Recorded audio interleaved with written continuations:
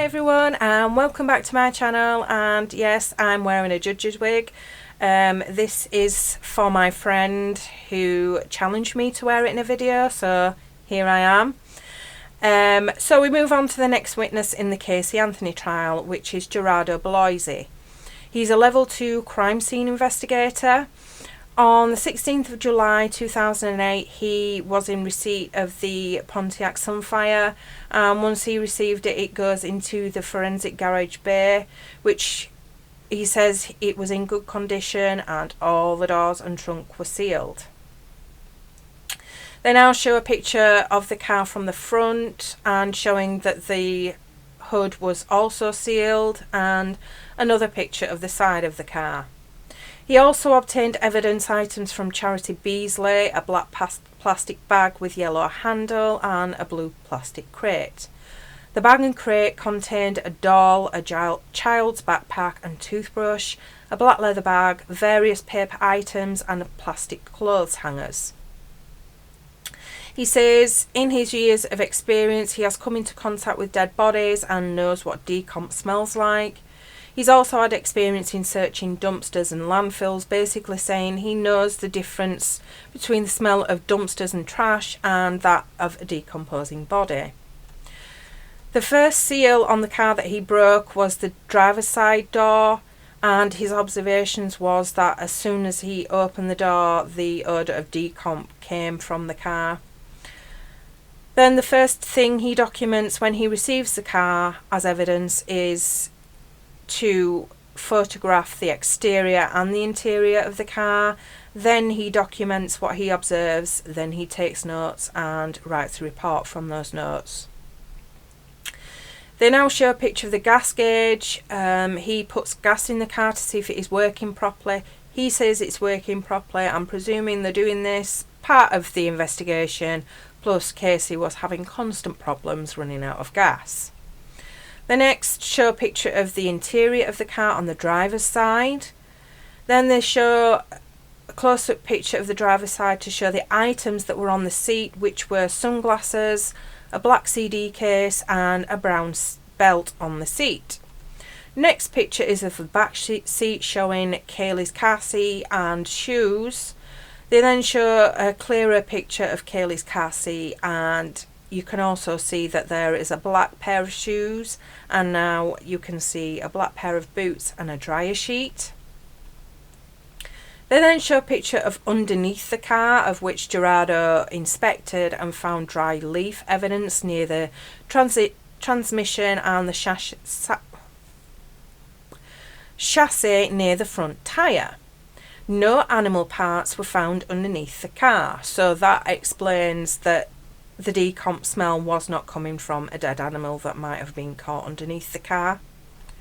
Next is the trunk of the car. The next photo shows evidence markers inside the car.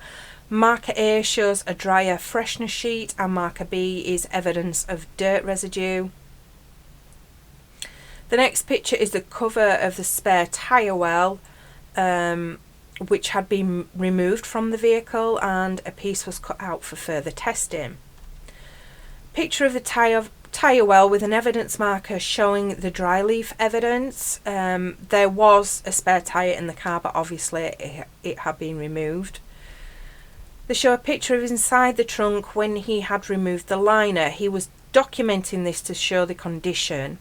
They also show the liner that was removed.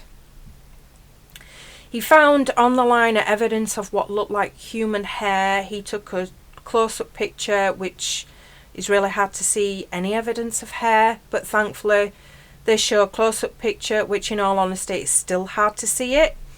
But then he marks out approximately where it was located and also where it was located on the liner.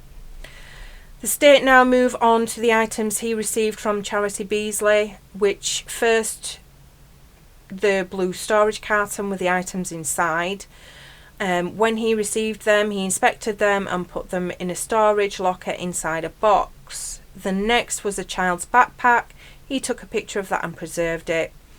Over the course of several days, he collected more evidence from the trunk, more samples of hair, residue, freshness sheet, he preserved them all, and they then go through the numerous evidence exhibits for him to identify. So we move on to the cross-examination. So when he was saying he smelt decomp, it wasn't something that was decomposing, and it was something that was decomposing but not specifically human. So then Bloise then starts to question about the stages of decomp and mentions maggots, to which Gerardo says they are around when something's fully decomposed. And then saying depending on the stage there could be anywhere between thousands of maggots to hundreds of thousands. But Gerardo explains this is not his area of expertise, and Bloise explains this is based on his own experience. So Gerardo explains that in his job he has had to go to the medical examiner's office to take fingerprints from decomposing bodies, so he knows the smell. But then Bloise gets around this by saying in a medical examiner's office there's lots of chemicals used, one of those being formaldehyde, which is used to preserve body tissue. But Gerardo says that decomp smell he smells is unique. He says once you've smelled it, you know what it is. You will always know that smell. He's smelled bodies both on scene and in the examiner's office, and he has never forgotten the smell. So they start going into different levels of smell with different levels of decomp, which Gerardo agrees with. Now onto the gas gauge, and although he testified that the gas gauge was working, he didn't actually go for a drive in the car, so the only perspective he's taking is from the car being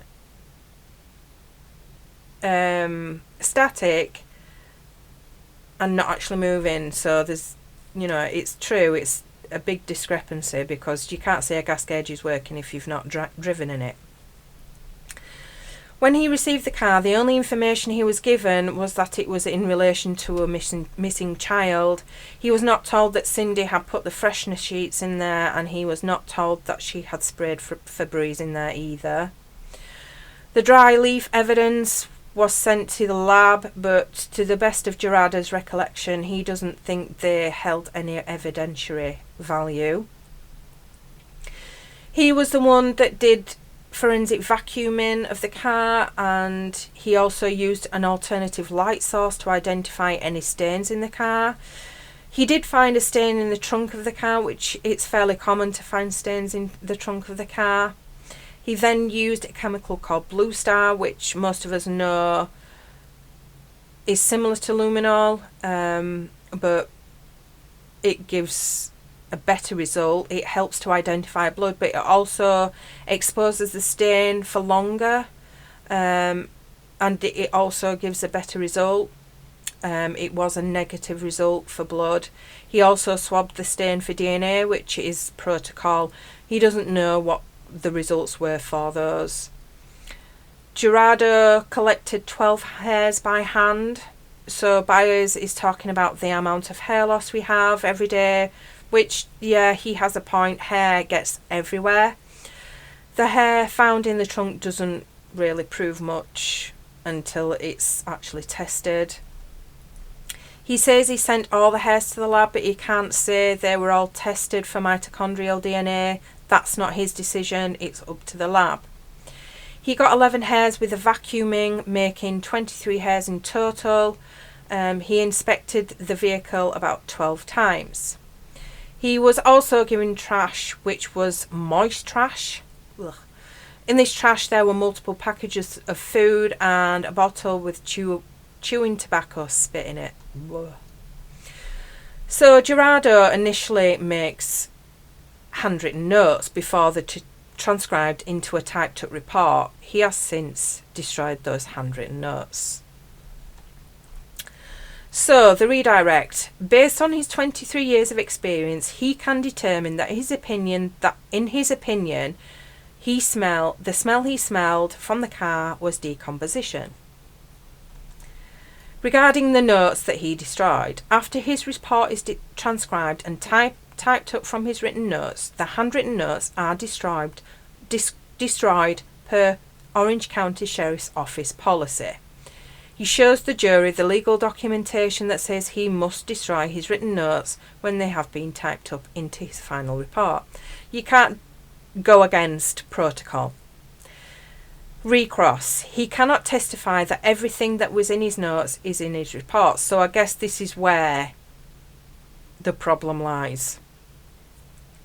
Although he states that everything that is in his report reflects what was in his handwriting, he cannot definitively say everything he wrote is in the report because his notes have been destroyed and the defence were unable to see them.